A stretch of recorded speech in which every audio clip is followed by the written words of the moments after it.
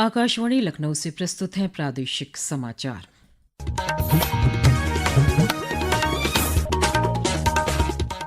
मुख्य समाचार। अयोध्या के श्री राम मंदिर के दान में हेराफेरी के 8 आरोपियों की 14 दिन की न्यायिक हिरासत मंजूर। सर्वोच्च न्यायालय ने मामले से जुड़ी जनहित याचिका पर तत्काल सुनवाई से किया इनकार। मुख्यमंत्री योगी आदित्यनाथ ने आज पीलीभीत में 569 करोड़ रुपए की विकास परियोजनाओं का किया शुभारंभ। पूर्वी पाकिस्तान से विस्थापित परिवारों को भूमि और नागरिकता प्रमाण पत्र किए प्रदान। केंद्रीय माध्यमिक शिक्षा बोर्ड सीबीएसई ने 10वीं कक्षा के वर्तमान बैच को त्रिभाषा नीति से दी छूट। और प्रदेश में मानसून के आगे बढ़ने के लिए परिस्थितियां अनुकूल, कल से राज्य के कई हिस्सों में शुरू हो सकता है बारिश का सिलसिला। नमस्कार, प्रदेश के समाचारों के साथ मैं मनीषा पाठक। अब समाचार विस्तार से। अयोध्या में श्री राम मंदिर चढ़ावे में कथित गड़बड़ी के आरोप में गिरफ्तार किए गए 8 लोगों को 14 दिन की न्यायिक हिरासत में रखने का आदेश दिया गया है। मामले की सुनवाई आज अयोध्या जिला न्यायालय में विशेष न्यायाधीश भ्रष्टाचार निवारण अधिनियम रजत वर्मा की अदालत में हुई। सभी आरोपियों की पेशी जेल से वीडियो कॉन्फ्रेंसिंग के माध्यम से कराई गई। फिलहाल पुलिस ने आरोपियों की रिमांड की मांग नहीं की है। मामले की अगली सुनवाई 13 जुलाई को होगी।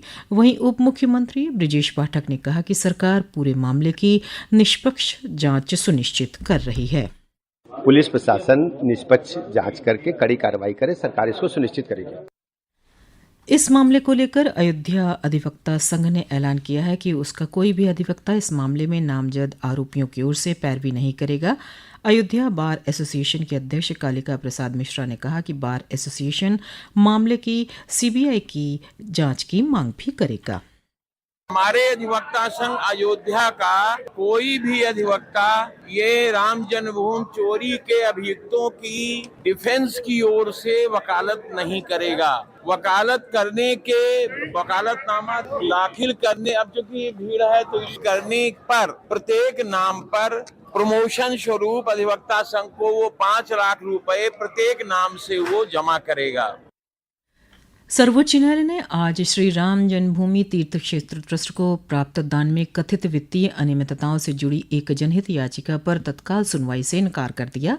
याचिका में अदालत की निगरानी में वित्तीय अनियमितताओं की जांच और गहन लेखा परीक्षण की मांग की गई थी।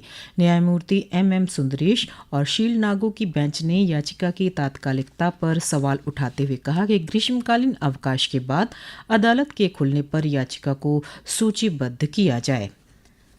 मुख्यमंत्री योगी आदित्यनाथ ने पीलीभीत में आज 569 करोड़ रुपए से अधिक लागत की विभिन्न विकास परियोजनाओं का लोकार्पण और शिलान्यास किया। इस अवसर पर पूर्वी पाकिस्तान से विस्थापित परिवारों को भूमि और नागरिकता प्रमाण पत्र भी प्रदान किए गए। कार्यक्रम में पीलीभीत के सांसद और केंद्रीय राज्य मंत्री जितिन प्रसाद भी उपस्थित रहे। इस अवसर पर मुख्यमंत्री ने कहा कि बांग्लादेश से विस्थापित होकर आए परिवारों को सरकार ने जमीन का मालिकाना हक देकर न सिर्फ उन्हें सम्मान के साथ जीने का अधिकार दिया है, बल्कि विरासत को भी संरक्षित किया है। उन्होंने कहा कि सरकार ने पीलीभीत समेत प्रदेश के सभी जनपदों के विकास को गति देने के लिए विश्व स्तरीय इंफ्रास्ट्रक्चर का निर्माण किया है। आज डिफेंस मैन्युफैक्चरिंग कॉरिडोर का एक हब बन रहा है यूपी। अब यूपी के अंदर विकास हो रहा है। एक इकोनॉमिक कॉरिडोर इसी पीलीभीत से होते हुए जा रही है शामली के लिए, गोरखपुर से सिलीगुड़ी तक जाएगी। जितने अच्छे मार्ग बनेंगे, जितनी कनेक्टिविटी में गति होगी, उतनी ही तेज प्रगति होगी। कार्यक्रम में केंद्रीय राज्य मंत्री जितिन प्रसाद ने कहा कि प्रदेश सरकार की जनहितकारी नीतियों और सुशासन के चलते पीलीभीत का कायाकल्प हो रहा है। आदरणीय मुख्यमंत्री जी के नेतृत्व में प्रदेश में सुशासन, कानून व्यवस्था और विकास की एक नई गाथा प्रदेश में लिखी गई। प्राथमिकता पे पीलीभीत में सभी योजनाएं का यहाँ पर क्रियान्वयन हो रहा है और धरातल पर दिखाई दे रही। पीलीभीत के बाद मुख्यमंत्री ने मुरादाबाद में दानवीर भामाशाह की जयंती के अवसर पर आयोजित कार्यक्रम में 365 करोड़ रुपए से अधिक लागत की विभिन्न विकास परियोजनाओं का शुभारंभ किया। साथ ही लोक निर्माण विभाग की परियोजनाओं की समीक्षा भी की।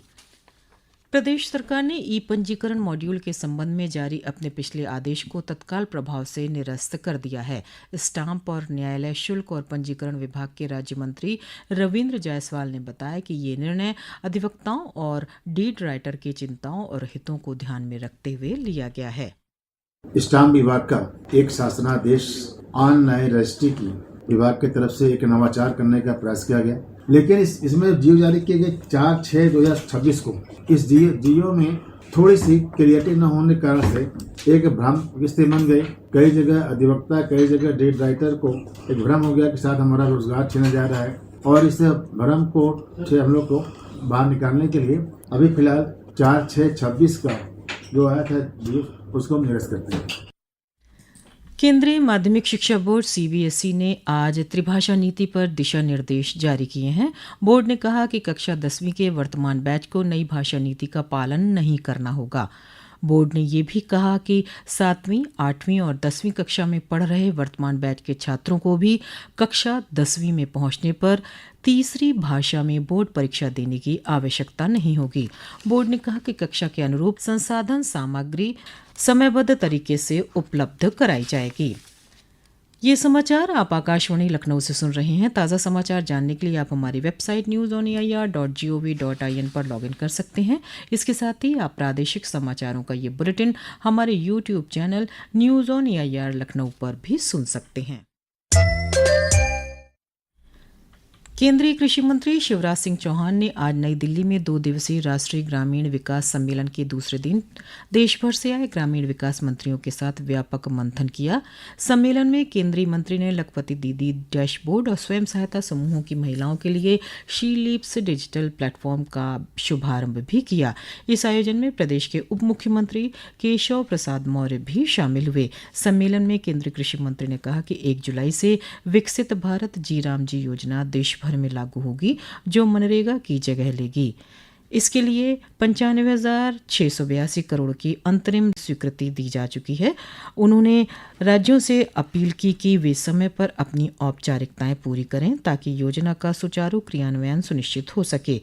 उप मुख्यमंत्री केशव प्रसाद मौर्य ने कहा कि प्रधानमंत्री के नेतृत्व में प्रदेश सरकार केंद्र की जन कल्याणकारी योजनाओं को प्रभावी और पारदर्शी ढंग से लागू करते हुए ग्रामीण विकास के नए आयाम स्थापित कर रही है।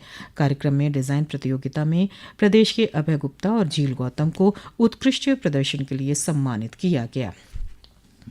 उत्तर प्रदेश शिक्षा सेवा चयन आयोग कल से यूपी टीईटी 2026 के एडमिट कार्ड जारी करेगा। एडमिट कार्ड आयोग की आधिकारिक वेबसाइट से डाउनलोड किए जा सकेंगे।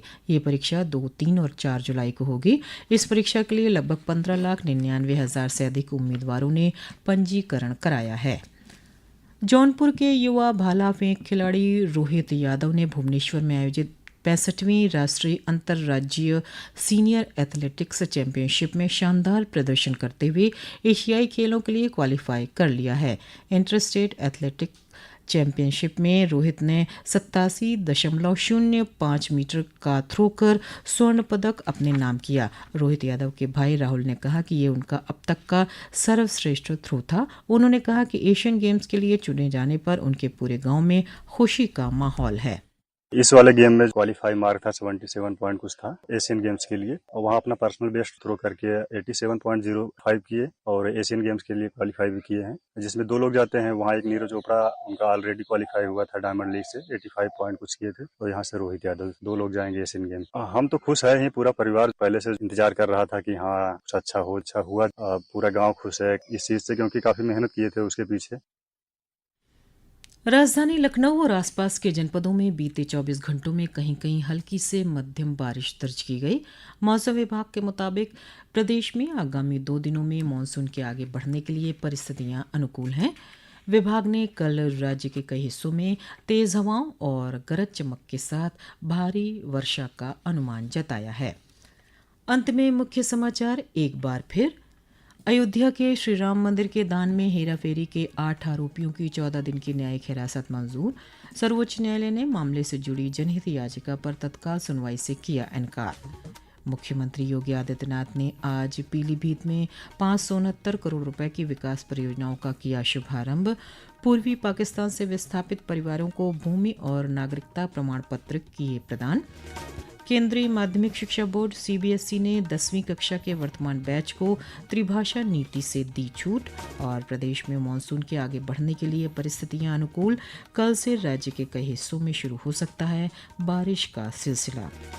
इसी के साथ प्रादेशिक समाचारों का ये बुलेटिन समाप्त हुआ। अगला बुलेटिन रात 8 बजे FM पर प्रसारित किया जाएगा। नमस्कार।